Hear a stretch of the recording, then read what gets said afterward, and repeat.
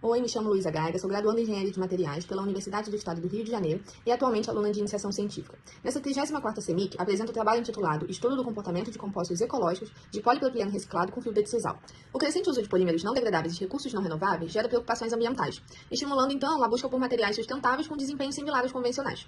Nesse contexto, ganham destaque os compostos produzidos com fibras naturais, abundantes, biodegradáveis, acessíveis e também de menor custo. O uso de fibras com polímeros aumenta a resistência a impactos, tração, flexão, o que justifica o interesse pelo desenvolvimento desses novos materiais. Esses compósitos resultam da combinação de dois ou mais materiais compostos por uma matriz polimérica cerâmica ou metálica, responsável por suportar o esforço da estrutura, reforçada por fibras com o intuito de reforçar esse material para melhorar as propriedades mecânicas. Entre as fibras mais utilizadas está o sisal, que desempenha um papel importante na economia do Nordeste brasileiro. Então, visando materiais mais sustentáveis, esse trabalho objetivou preparar e caracterizar compostos de polipropileno reciclado, PPR, com fibra de sisal. Nesse trabalho, preparamos compostos de polipropileno reciclado com fibra de sisal, usando uma estrutura dupla rosca corrotacional, para investigar como diferentes quantidades de fibra, 10, 20 e 30%, afetam as propriedades físicas e mecânicas do material. Para contextualizar, o polipropileno é o segundo plástico mais produzido do mundo, muito versátil e usado em embalagens, eletrônicos, baterias. Ele foi descoberto em 1954 em Milão, na Espanha, e ganhou popularidade por ser leve e quimicamente resistente, adquirindo sua forma atual só nos anos 70.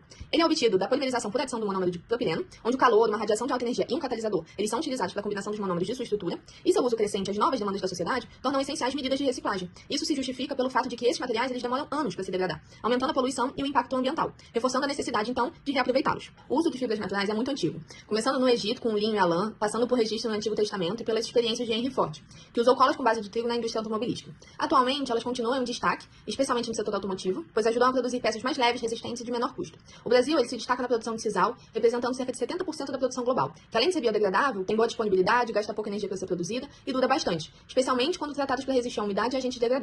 A fibra de sisal vem das folhas da planta Agave cisalana e é muito usada em matrizes poliméricas por sua boa resistência a impactos e moderada resistência à tração e flexão, além de estar presente em objetos do dia a dia, como redes, cordas, bolsas, tapetes. Para a realização desse trabalho, inicialmente foram obtidas as matérias-primas e realizado o beneficiamento da fibra de sisal, seguidos pela preparação dos compostos para obter os corpos de prova e para finalmente serem caracterizados os materiais pelas análises de suas propriedades físicas e mecânicas. O beneficiamento da fibra iniciou-se pela trituração, então a fibra de sisal triturada, ela foi seca em estufa por 24 horas a 60 graus, para que a mesma pudesse ser levada para a extrusão. Utilizou-se para a preparação dos compostos a extrusora dupla rosca corrotacional, com as temperaturas determinadas das zonas variando de 150 graus a 195 graus. Para a confecção dos corpos de prova, foram utilizadas prensas hidráulicas, a quente, com temperatura de 190 graus, permanecendo por 5 minutos a uma pressão de 5 toneladas, e a fria, por 3 minutos a uma pressão de 3 toneladas. E o material composto, ele foi deixado na estufa a 80 graus durante esse processo. Para caracterizar os compostos, foram realizadas análises de densidade, dureza Chordé, absorção de água e resistência ao impacto, seguindo as normas da ASTM. No ensaio de densidade, o PPR puro apresentou a maior densidade entre as amostras analisadas, com 0,961 gramas por centímetro cúbico, que segundo a literatura, esse valor é compatível com o esperado para o PP com aditivos ou impurezas.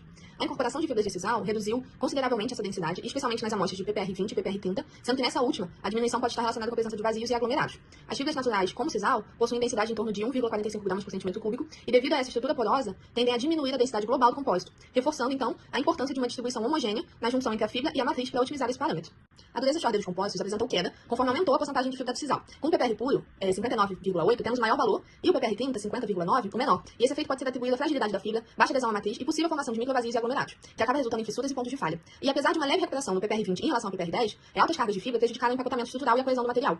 Então, identifica-se uma variabilidade estrutural desse material, indicada pelos altos desvios padrões, o que só reforça essa questão de má dispersão das fibras e irregularidade estrutural, comprometendo o desempenho mecânico. Os resultados apontam que a absorção de água aumenta com o tempo de exposição. Sendo assim, o PPR puro apresentou a menor absorção, com 1,82% em 1.008 horas, enquanto a adição de sisal aumentou esse índice de forma proporcional à quantidade de fibra. Um destaque do PPR30, cuja fraca interface matriz-fibra e estrutura porosa favorecem múltiplos caminhos para a penetração da água, sendo visível no gráfico, já que o PPR30 ele apresenta uma curva com inflexão acentuada. Porém, baixos teores, como no PPR10, pouco afetaram a absorção, mas a partir do PPR20 houve aumento acentuado superando 10% após 504 horas, evidenciando então a limitação da barreira polimérica frente à carga fibrosa. A adição de fibra de sisal em maiores quantidades reduz significativamente a resistência ao impacto dos compósitos, chegando a quase 50% de queda ao comparar o PPR puro com o PPR30. E isso pode estar associado à baixa resistência intrínseca da fibra e à ausência de tratamento prévio que melhora sua adesão e desempenho.